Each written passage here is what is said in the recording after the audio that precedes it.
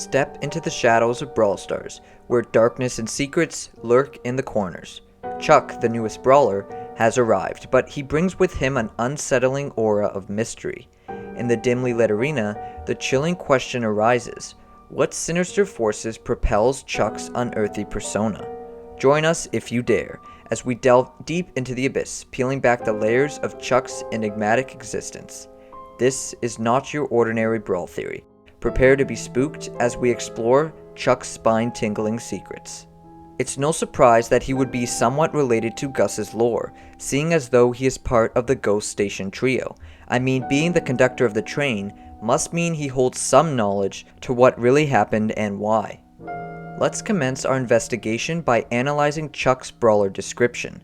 As per usual, there are always things to discover within a brawler's description, and this one is no different. We can come to the conclusion that he has a fascination with sound and music. The direct mention of maestro, symphony, and cacophonies makes me realize that Chuck's infatuation can be characterized as more of an obsession, something that his mind is fixated on constantly. This idea of obsession is vital to understanding the core theories I present in this video. As you might recall from my previous theories surrounding Gus, I came to the conclusion that he in fact exhibited the same qualities: obsession and fascination. This seems to be the silver lining with brawlers suffering from PTSD or other trauma-related abnormalities. In the case of Gus, his infatuation was with balloons, and Chuck's has to do with sounds. This might mean that Chuck and Gus are more closely related than we once thought they were. As I previously stated, Gus is a ghost child, a spirit of a boy who was fascinated with balloons. This idea might also be true of Chuck. Not only do both possess relatively similar pale skin colors, but their overall appearance is rather cold. In the past, I theorized that Gus was part of the undead group with Mortis, Frank, and Ems, and after further consideration, I also believe that Chuck fits in with that categorization, seeing as though he looks visually identical to Mortis, top hat and all. Some people have proposed the idea that Chuck was the one who enticed and apprehended Gus. Even though I see how that conjecture was formed, I don't believe that that is the case. In my opinion, Chuck seems to be caught up in his own existence, and therefore has yet to acknowledge Gus's. I do believe that their individual stories overlap in some areas with regard to their physical appearance and trio, but for the most part, they follow their own path, which will become more clear in the future. All things considered, I do believe that the third brawler in the Ghost Station trio will have been involved in one way to Gus's abduction. I don't see Brawl Stars completing the trio without providing us with some clarity on what really happened to Gus. I also believe that the third brawler will possess an infatuation just like Chuck and Gus, something that drives them to the point of obsession. In a previous Brawl Theory video, I theorized the possible existence of what in folklore is referred to as a ghost train, a phantom vehicle acting as the home for supernatural beings. This proposition is further validated on the account of a direct reference made by Chuck's brawler description. It states that he is now a train conductor, but I don't believe he is just the conductor of any old insignificant train, but rather the conductor of the ghost train. This is further proven by his undeniable visual representation. Not only does he appear to be sitting in a train cart, he appears to be the train cart. He also wears a top hat that has a train whistle attached to it, just like you would find on regular locomotives.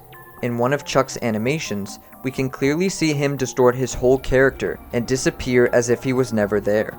This would be humanly unfeasible, especially in such a short period of time at that high of a speed, which reinforces the fact that he is not human.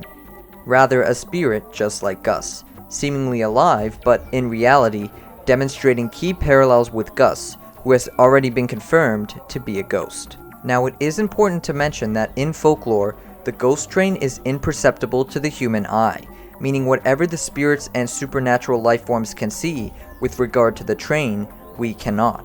This explains why when we look back at this image, the train appears to be stationary and out of use. Something that has always provoked my suspicions was Chuck's visible appearance. As I stated earlier, Chuck looks to be physically attached to the train, or at least extremely dependent on it. For a while now, I've been accumulating evidence for my theory to prove my suspicions regarding the importance of reliance and immobility. A detail that seems to be a constant theme within certain brawlers is movement, which can be considered a type of freedom or liberty. The child from the investor video had leg braces on, conveying hindering mobility. Gus had a band-aid on one of his legs, symbolizing endured damage, and now Chuck, who seems to be utilizing the train cart as a wheelchair, further depicts severe leg damage. If we examine some of Chuck's animations, we see that he does indeed have legs, but never utilizes them, which could signify paralysis. I now want to return to my theory surrounding Chuck's undisputed fascination with sound. He seems to be hearing music on a constant basis, even when we can't. Something that he can't get out of his head. I do believe there is a reason for this, a reason for why he is in the train cart, and it all has to do with visual perception. Let's exclude Chuck's description for a moment and just examine his character. Because he is seen waving his fingers around as if he is conducting an orchestra or band, we assume that he was indeed a conductor. But look deeper. Take away his brawler description, just look at his character. What do you see?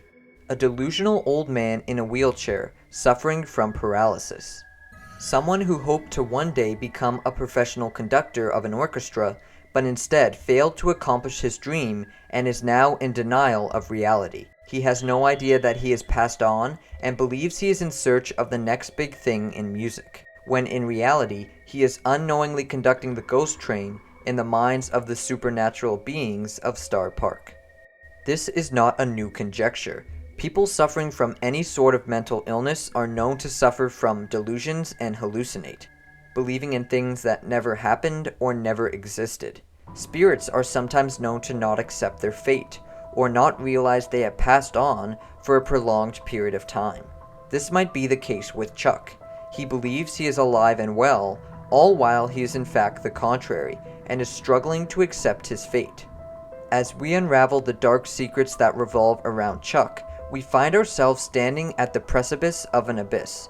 The unsettling truth we've uncovered tonight only skims the surface of the ghost station's overall mystery. One thing's for certain, brawlers, the eerie mysteries of Brawl Stars, run deep, and Chuck is but a glimpse into the unknown horrors that may await. As you continue your battles in the twisted arena, remember to keep your guard up and your theories close, for in Brawl Stars, the darkness is always just a step away.